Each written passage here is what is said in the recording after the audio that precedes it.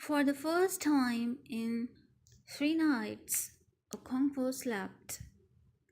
He woke up once in the middle of the night and his mind went back to the past 3 days without making him feel uneasy.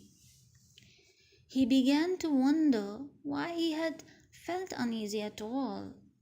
It was like a man wondering in broad daylight why a dream had appeared so terrible to him at night. He stretched himself and scratched his thigh where a mosquito had bitten him as he slept. Another one was wailing near his right ear. He slapped the ear and hoped he had killed it. Why do they always go for one's ears? When he was a child, his mother had told him a story about it. But it was as silly as all women's stories. Mosquito, she had said, had asked Ear to marry him, whereupon Ear fell on the floor in uncontrollable laughter. How much longer do you think you will live? She asked. You are already a skeleton. Mosquito went away humiliated, and any time he passed her way, he told Ear that he was still alive. Okonkwo turned on his side and went back to sleep. He was roused in the morning by someone banging on his door. Who is that? He growled. He knew it must be Akwifi. Of his 3 wives, Akwifi was the only one who would have the audacity to bang on his door. Izinma is dying, came her voice, and all the tragedy and sorrow of a life were packed in those words. Okonkwo sprang from his bed, pushed back the bolt on his door, and ran into Akwifi's hut. Izinma lay shivering on a mat beside a huge fire that her mother had kept burning all night. It is Iba, said Okonkwo as he took his machete and went into the bush to collect the leaves and grasses and barks of trees that went into making the medicine for Iba. Akwifi knelt beside the sick child, occasionally feeling with her palm the wet, burning forehead. Izinma was an only child and the center of her mother's world. Very often, it was Izinma who decided what food her mother should prepare. Akwifi even gave her such delicacies as eggs, which children were rarely allowed to eat because such food tempted them to steal. One day, as Izinma was eating an egg, a Congo had come in unexpectedly from his hut. He was greatly shocked and swore to beat Akwifi if she dared to give the child eggs again, but it was impossible to refuse Izinma anything. After her father's rebuke, she developed an even keener appetite for eggs, and she enjoyed above all the secrecy in which she now ate them. Her mother always took her into the bedroom and shut the door. Izinma did not call her mother. Nay, like all children, she called her by her name, Akwifi, as her father and other grown up people did.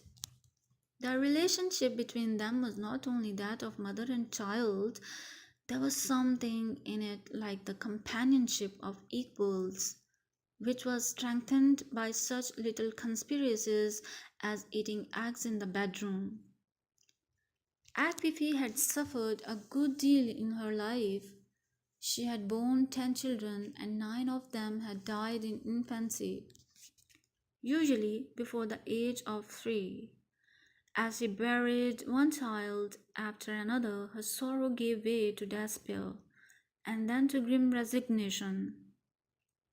The birth of her children, which should be a woman's crowning glory, became for Akwifi mere physical agony devoid of promise. The naming ceremony after 7 market weeks became an empty ritual. Her deepening despair found expression in the names she gave her children. One of them was a pathetic cry, Onwambiku, death, I implore you. But death took no notice. Onwambiku died in his 15th month. The next child was a girl, Ozemina. May it not happen again. She died in her 11th month, and two others after her. Akwifi then became defiant and called her next child Onwamma. Death may please himself, and he did. After the death of Akwifi's second child, Okonkwo had gone to a medicine man who was also a diviner of the Afa oracle to inquire what was amiss. This man told him that the child was an Ogbanje, one of those wicked children who, when they died, entered their mother's wombs to be born again. When your wife becomes pregnant again, he said, let her not sleep in her hut, let her go and stay with her people. In that way she will elude her wicked tormentor and break its evil cycle of birth and death. Akwifi did as she was asked. As soon as she became pregnant, she went to live with her old mother in another village. It was there that her third child was born and circumcised on the 8th day. She did not return to Okonkwo's compound until 3 days before the naming ceremony. The child was called Onwambiku. Onwambiku was not given proper burial when he died.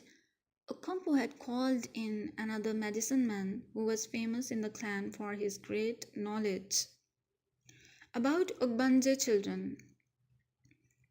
His name was Okagboi Oyanma. Okagboi was a very striking figure, tall, with a full beard and a bald head. He was light in complexion and his eyes were red and fiery.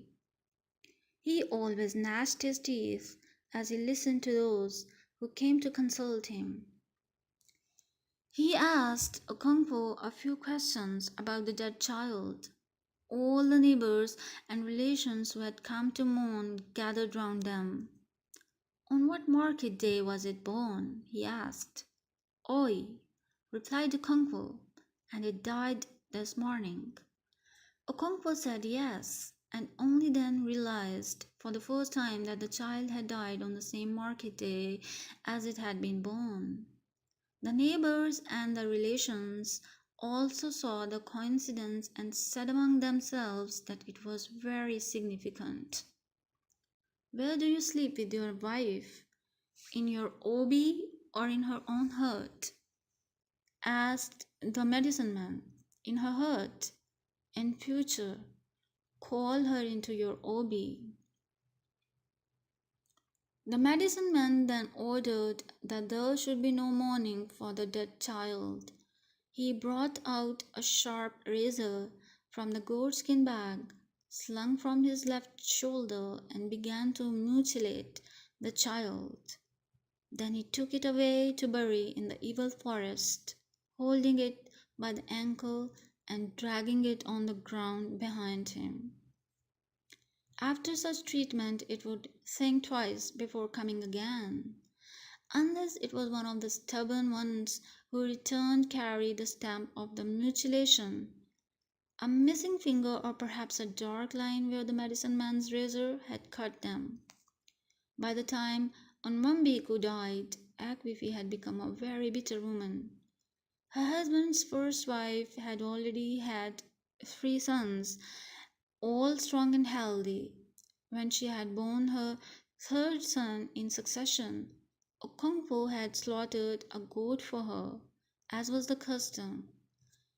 Akwifi had nothing but good wishes for her, but she had grown so bitter about her own chi that she could not rejoice with others over their good fortune.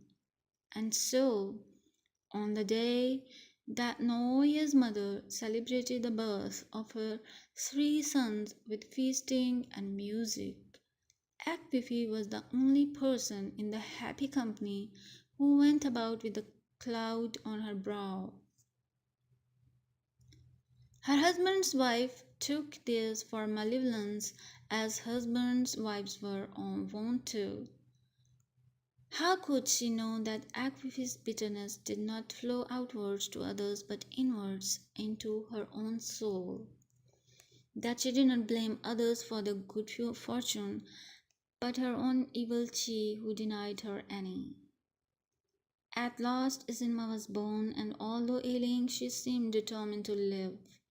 At first Akvifi accepted her, as she had accepted others, with listless resignation, but when she lived on to her fourth, fifth, and sixth years, love returned once more to her mother, and with love, anxiety.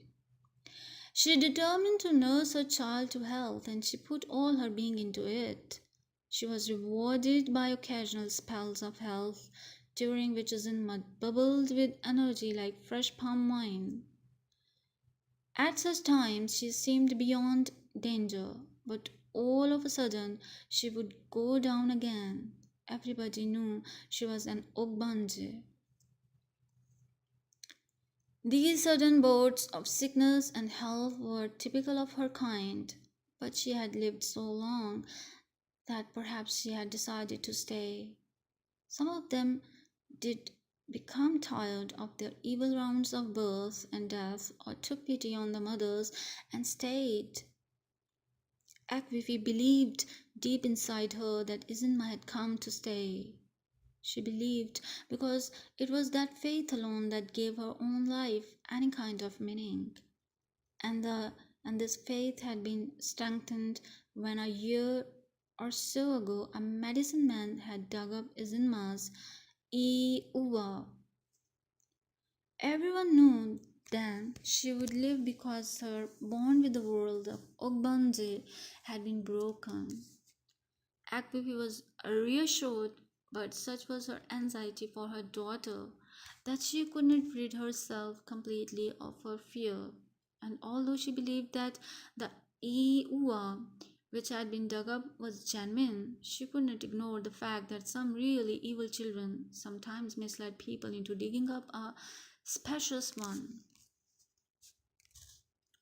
But Rizinma's Iua had looked real enough. It was a smooth pebble wrapped in a dirty rag.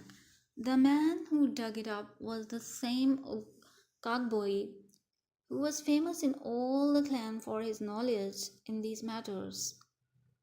Izinma had not wanted to cooperate with him at first, but that was only to be expected. No Ogbanje would yield her secrets easily, and most of them never did because they died too young before they could be asked questions. Where did you bury your Uwa? Ogagboy had asked Izinma. She was 9 then and was just recovering from a serious illness. What is Uwa? She asked in return. You know what it is. You buried it in the ground somewhere so that you can die and return again to torment your mother. Azinma looked at her mother, whose eyes, sad and pleading, were fixed on her.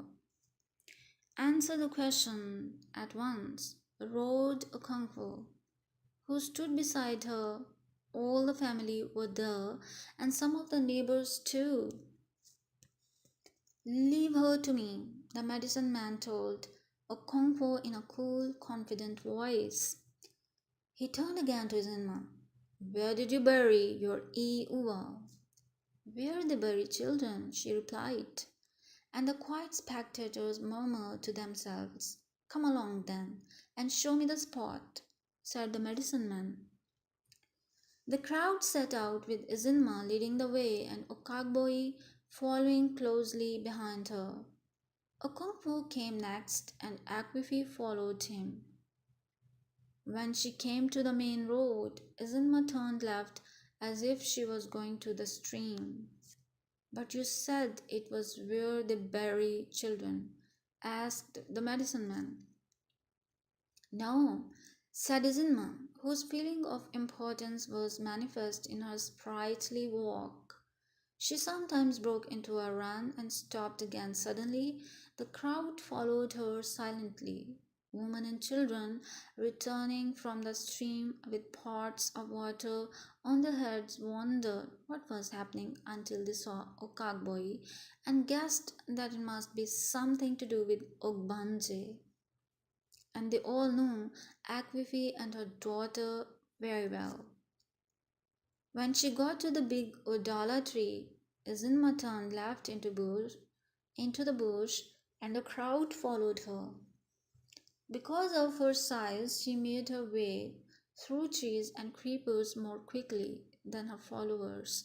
The bush was alive with the tread of feet on dry leaves and sticks and the moving aside of tree branches. Azimah went deeper and deeper, and the crowd went with her. Then she suddenly turned round and began to walk back to the road. Everybody stood to let her pass and then filed after her. If you bring us all this way for nothing, I shall beat sense into you. Okonkwo threatened. I have told you to let her alone. I know how to deal with them, said Okagboi. Izinma led the way back to the road, looked left and right, and turned right, and so they arrived home again. Where did you bury your eye, Ua? Asked Okagboi when Izinma finally stopped outside her father's obi. Okagboi's voice was unchanged. It was quiet and confident. It is near that orange tree, Isinma said. And why did you not say so, you wicked daughter of Akalugoli? Okonkwo swore furiously. The medicine man ignored him. Come and show me the exact spot, he said quietly to Zinma. It is here, she said when they got to the tree. Point at the spot with your finger, said Ukagboy. It is here, said Zinma, touching the ground with her finger. Okonkwo stood by, rumbling like thunder in the rainy season. Bring me a hoe, said Okagboy. When Ekwifi brought the hoe, he had already put aside his goatskin bag and his big cloth and was in his underwear. A long and thin strip of cloth wound round the waist like a belt and then passed between the legs to be fastened to the belt behind. He immediately set to work digging a pit where Zinma had indicated. The neighbors sat around watching the pit becoming deeper and deeper. The dark topsoil soon gave way to the bright red earth with which women scrubbed the floors and walls of huts. Okagboi worked tirelessly and in silence, his back shining with perspiration. Okonkwo stood by the pit. He asked Okagboi to come up and rest while he took a hand, but Okagboi said he was not tired yet. Akwifi went into her hut to cook yams. Her husband had brought out more yams than usual because the medicine man had to be fed. Azinma went with her and helped in preparing the vegetables. There is too much green vegetables, she said. Don't you see the pot is full of yams? Akwifi asked. And you know how leaves become smaller after cooking? Yes, said Zinma. That was why the snake lizard killed his mother. Very true, said Akwifi. He gave his mother 7 baskets of vegetables to cook, and in the end there were only 3, and so he killed her, said Izinma. That is not the end of the story. Oh, said Izinma. I remember now. He brought another 7 baskets and cooked them himself, and there were again only 3. So he killed himself too. Outside the Obi, Okagboi and Okonkwo were digging the pit to find where Zinma had buried her Iwa. Neighbors sat around watching. The pit was now so deep that they no longer saw the digger, they only saw the red earth. He threw up, mounting higher and higher. Okonkwo's son Nooye stood near the edge of the pit because he wanted to take in all that happened. Okakboy had again taken over the digging from Okonkwo. He worked as usual in silence. The neighbors and Okonkwo's wives were now talking. The children had lost interest and were playing. Suddenly, a cockboy sprang to the surface with agility of a leopard. It is very near now, he said. I have felt it. There was immediate excitement, and those who were sitting jumped to their feet. Call your wife and child, he said to Okonkwo. But Akwifi and Izinma had heard the noise and run out to see what it was. Okakboy went back into the pit, which was now surrounded by spectators. After a few more holefuls of earth, he struck the Iua.